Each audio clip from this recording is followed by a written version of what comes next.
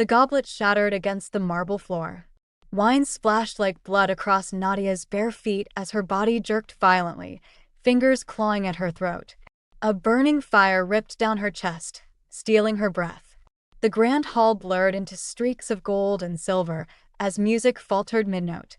Gasps echoed. "Nadia?" Someone whispered.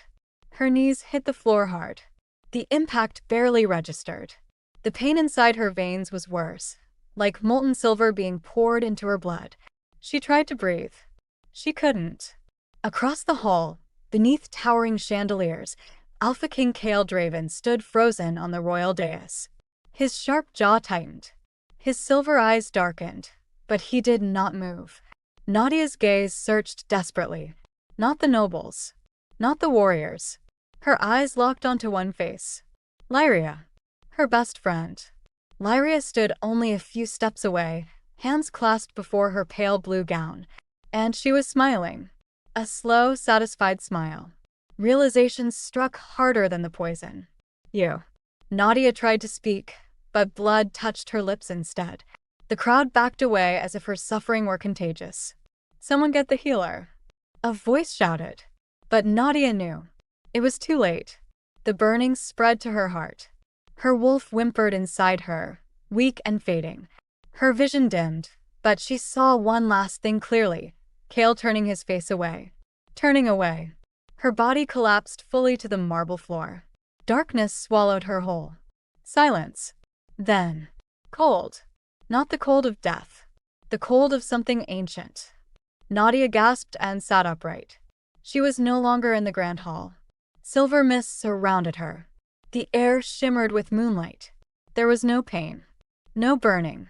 Only a strange stillness pressing against her skin. She looked down at herself. No blood. No wound. "I'm dead," she whispered. "You are not." The voice came from everywhere and nowhere. Nadia slowly rose to her feet, heart pounding. "Who's there?" The mist parted. A woman formed from liquid moonlight, her hair flowing like silver fire, her eyes holding galaxies. Nadia dropped to her knees instinctively.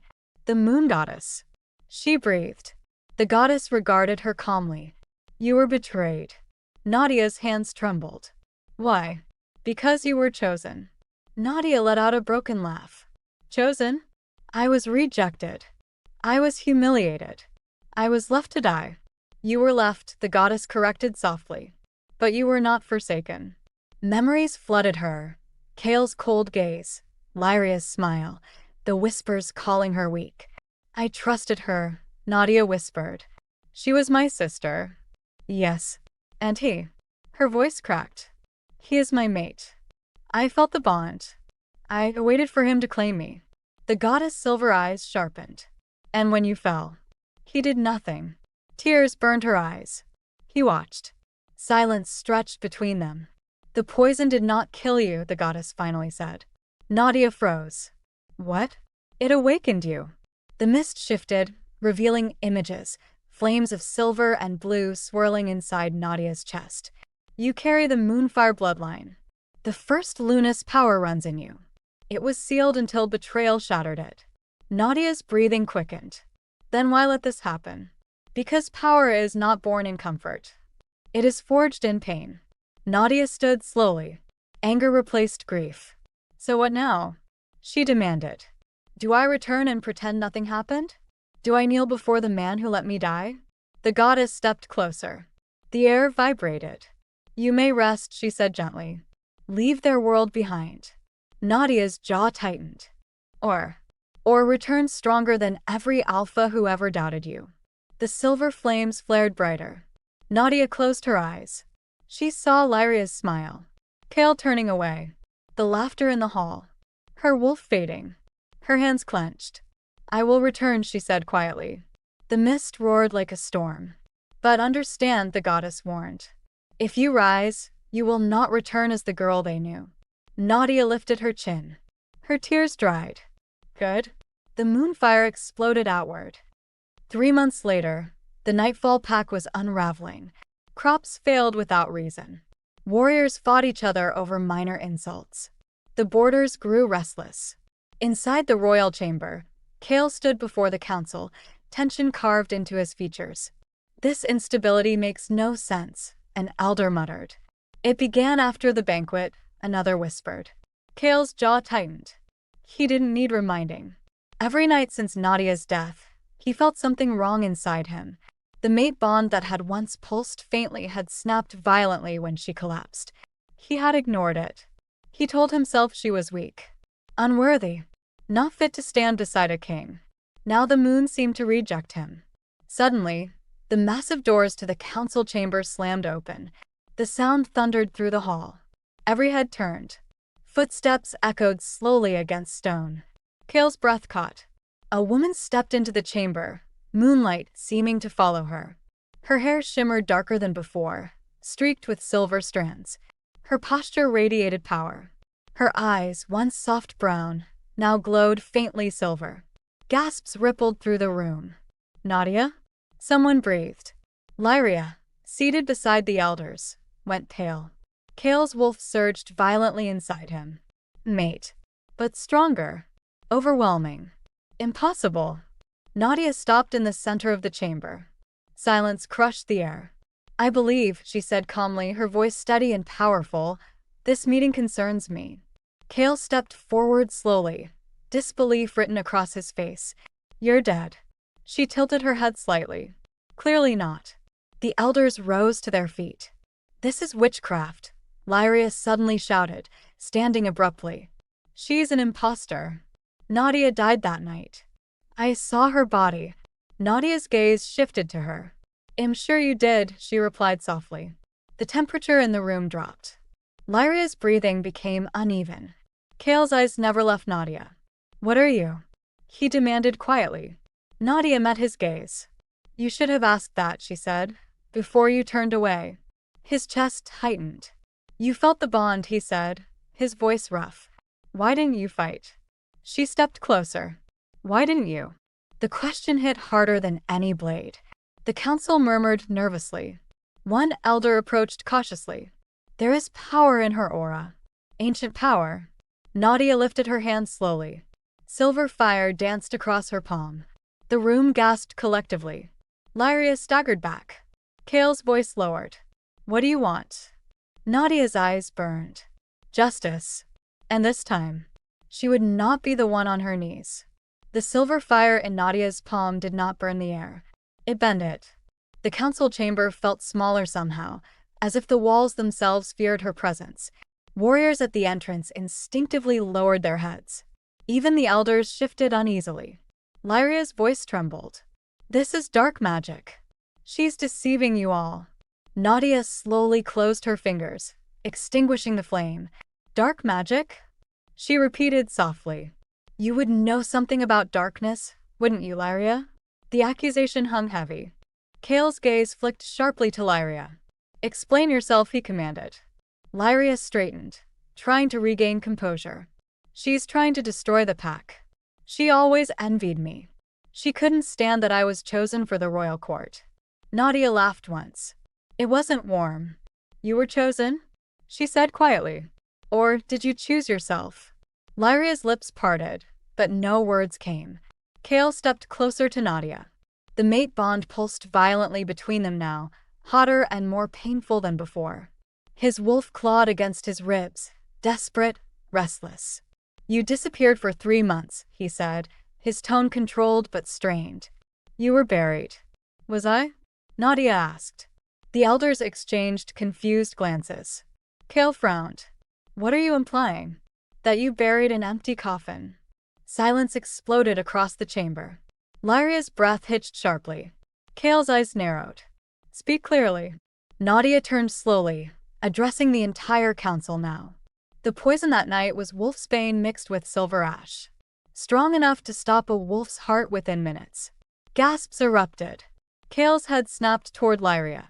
Lyria shook her head frantically. "No, that's not true. She's lying." Nadia ignored her.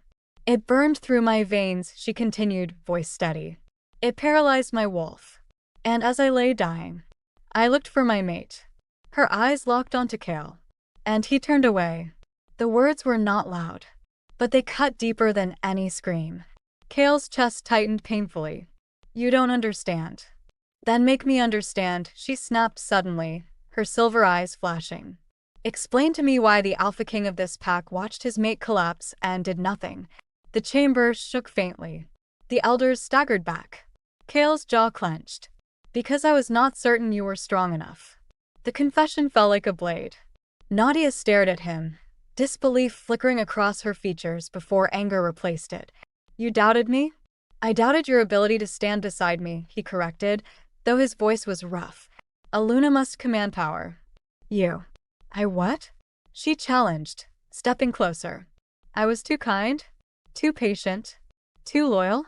Her aura flared again, pressing down on everyone present. You mistook gentleness for weakness, she said, her voice echoing unnaturally. And now your kingdom fractures. The elder nearest the throne dropped to one knee suddenly. The Moonfire mark, he whispered, staring at Nadia's wrist. Silver light pulsed beneath her skin, forming an ancient crescent symbol. Another elder gasped. It cannot be. Kale's eyes widened slightly. What does that mark mean? He demanded. The elder swallowed. It means, she is not merely your mate. The chamber fell deathly quiet. She is the Moonfire heir. Lyria's face drained of all color. Kale stared at Nadia, something like realization dawning. The first Lunas bloodline, the elder continued shakily. Lost centuries ago. Said to awaken only through betrayal. Every eye shifted to Lyria. No, Lyria whispered. No, that's impossible. Nadia turned to her slowly. You always wondered why the elders treated me differently, she said quietly. Why the moon seemed to favor me. Lyria's breathing became frantic. You're twisting the truth. Am I? Nadia raised her hand. The air shimmered. Suddenly, the center of the chamber filled with swirling silver mist. Images began to form within it, clear as crystal. The banquet hall. Laughter. Music. Lyria standing near the drink table. The image showed her hand slipping something from her sleeve. Powder. She poured it into Nadia's goblet. The memory projection froze on Lyria's face, her expression cold and determined. Gasps erupted. No. Lyria screamed. Stop this. The image shifted. Nadia collapsing. Lyria watching. Smiling. The mist faded. Silence crashed down like thunder. Kale's breathing grew heavy. His hands curled into fists at his sides. You poisoned her, he said slowly. Lyria staggered back. I had no choice. No choice? Nadia repeated. Tears streamed down Lyria's face now, but they did not soften her words. You were always favored, she cried. Even without trying. The elders praised you. The moon responded to you. And when I learned you were destined to be Luna. Her voice cracked. I deserved that place. Kale's voice turned deadly. So you chose murder. I chose survival. She screamed. The chamber erupted in chaos. Warriors rushed forward, seizing Lyria before she could shift. Nadia watched without expression. Kale's eyes returned to her slowly. I was blind, he admitted, his voice quieter now. I thought ambition drove her. I never imagined. You never imagined I was worth protecting, Nadia interrupted. The word struck hard. He stepped closer, lowering his voice. You think I feel no guilt? She laughed softly, but there was no humor in it. Guilt? She said. Do you wake every night feeling your wolf howl in pain because the moon rejects you? His eyes widened slightly. Because that was exactly what had been happening. The elders began whispering urgently. The failing crops. The unrest. The moon withdraws blessing when her chosen is rejected. Kale's chest felt tight. What does that mean? He asked. The eldest among them spoke gravely. It means the kingdom weakens because its Luna was betrayed. All eyes turned to Nadia again. She stood tall, radiant and terrifying. You need me, she said simply. Kale swallowed. Yes. The word tasted like pride breaking. And what do you offer in return? She asked. He hesitated. Nadia stepped closer, her voice dropping to a whisper only he could hear. When I lay dying, I begged you with my eyes, she said. Did you know that? His throat tightened. I saw fear in you, he admitted. Yes, she said. I was afraid. Her eyes burned. But I was more afraid that my mate did not move. The bond between them pulsed painfully again. He reached toward her instinctively. She stepped back. Do not touch me, she said softly. The rejection cut deep. The council watched tensely. What do you want? Kale asked again, but this time there was no command in his voice, only something close to desperation. Nadia looked around the chamber slowly. I want truth, she said.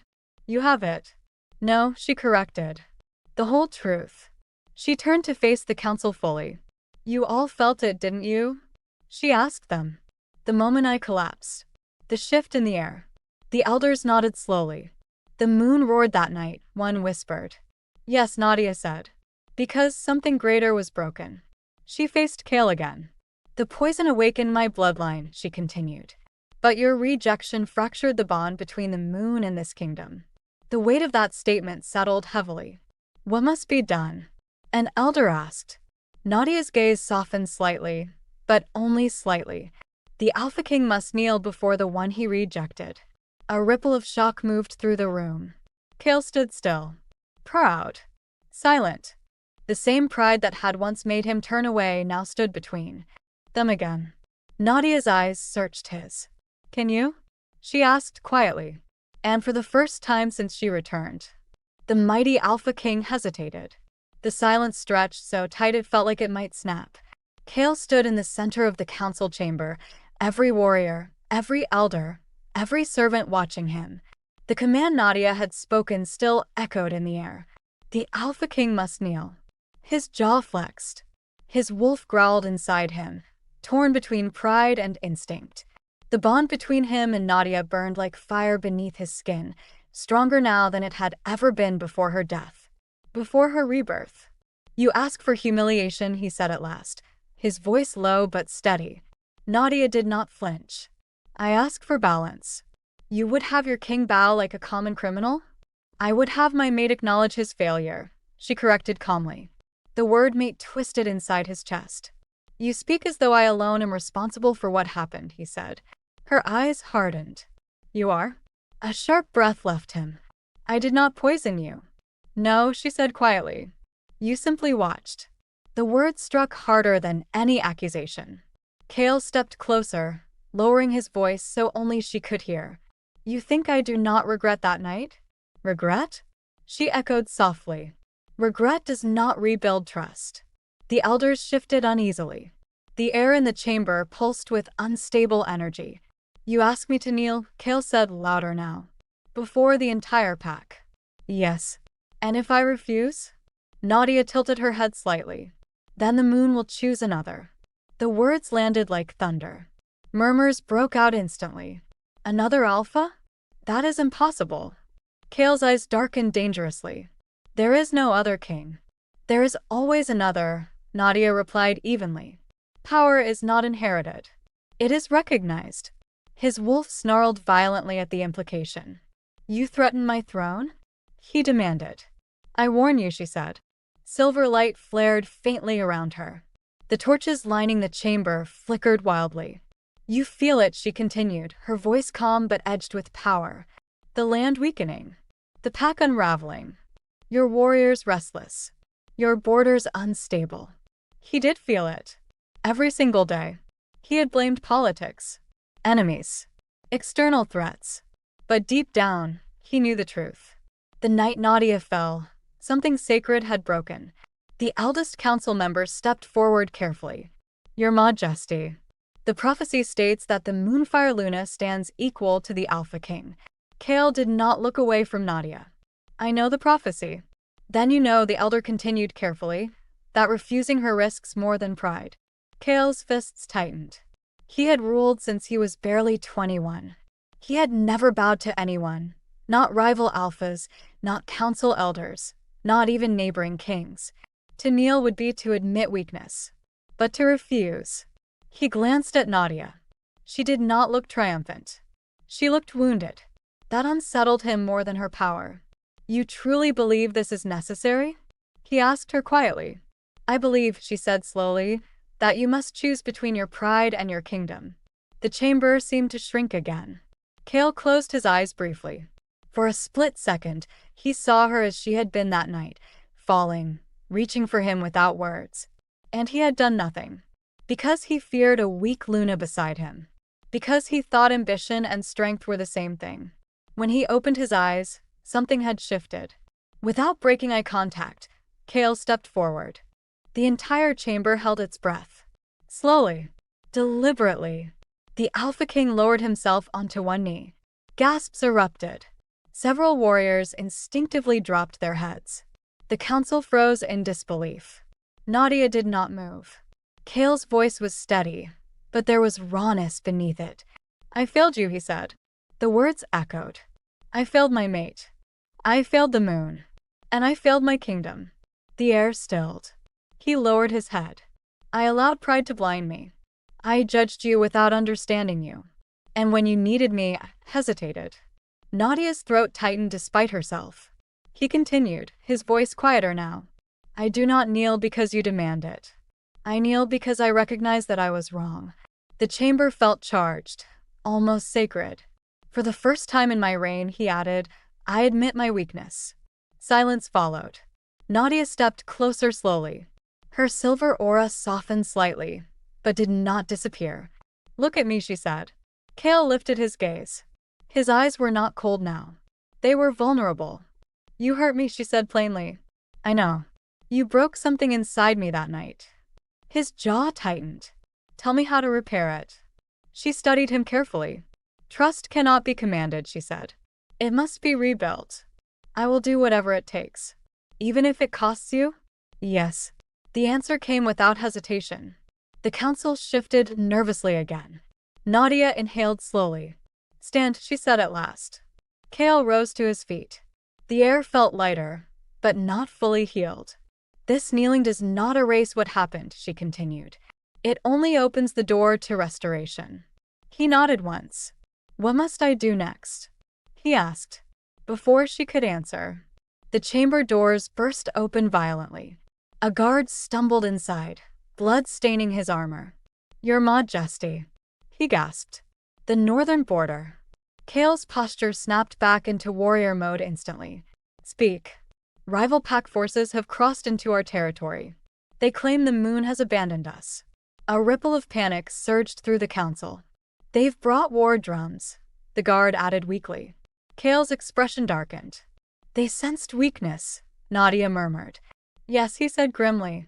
"And they move quickly." The guard looked at Nadia uncertainly. "They're saying the prophecy failed. That our Luna died." The words hung heavily. Nadia stepped forward. "Then let them see the truth," she said. Kale looked at her sharply. "You would stand beside me?" he asked quietly. She met his gaze. "For the pack," she replied. Not for him. But it was enough. Kale turned to the warriors. "Prepare the gates. Ready the defenses." The chamber exploded into motion. As warriors rushed out, Kale remained still for a moment, facing Nadia. "I do not expect forgiveness today," he said quietly. "Good," she replied. "Because you do not have it." A flicker of pain crossed his face. "But I will fight for this kingdom," she added. His eyes softened slightly. "Then fight with me," he said. She hesitated for only a second, then nodded. Outside, war drums began to echo in the distance. Deep, threatening. The ground trembled faintly beneath their feet. Nadia felt the Moonfire stir within her. The rival pack believed she was dead. They believed Nightfall was weakened. They believed the Alpha King stood alone. They were wrong. As Kale stepped toward the exit, he paused briefly beside her. "I will not turn away again," he said quietly. Nadia did not respond immediately. But as the war drums grew louder, she spoke softly. "See that you don't." And together they walked toward the battlefield, unaware that the greatest test of forgiveness had only just begun.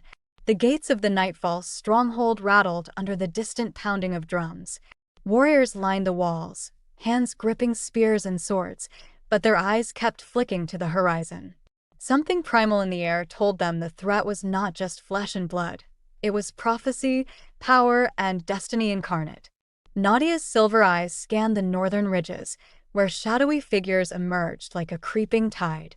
She felt the Moonfire pulse stronger than ever, a heartbeat synced with her own. Each thrum of power sent a shiver through her spine and stirred the wolf inside her. This was not the same Nadia who had collapsed at the banquet. This was something stronger, sharper, and alive with purpose. Kale moved beside her, tall, commanding, yet cautious. For the first time since her rebirth, he did not tower over her in dominance. Instead, he walked beside her, careful to match her pace. She did not acknowledge it, and he did not speak further. The silence between them was heavy, yet it hummed with tension. "Your aura," one of the younger warriors whispered, unable to hide awe. "It's terrifying." Nadia gave them a small, controlled smile. "Good," she said, voice low and firm.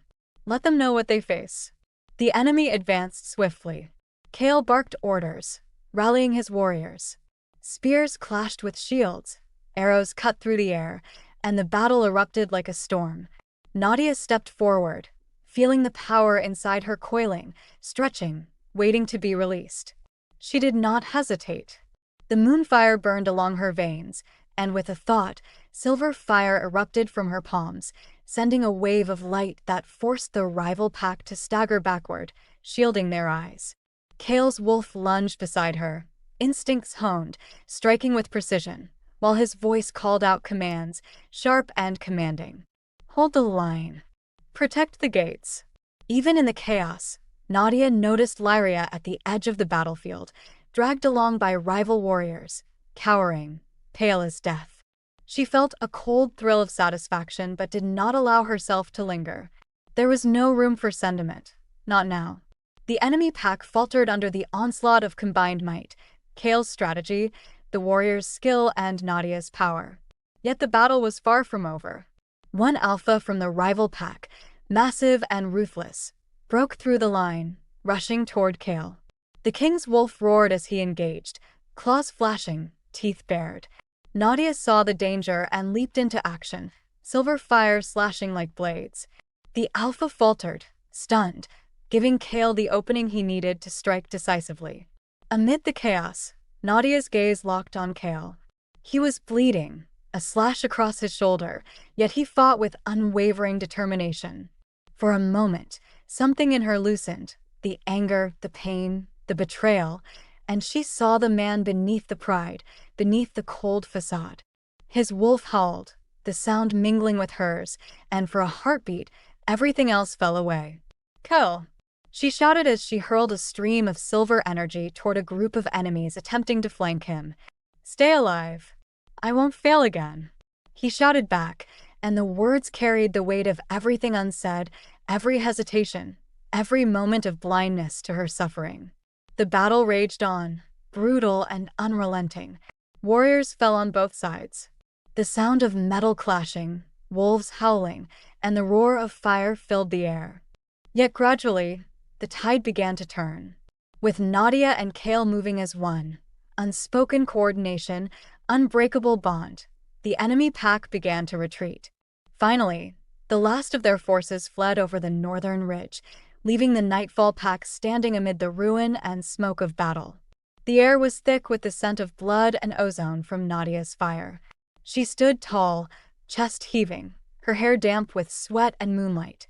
Kale limped to her side, leaning on his sword.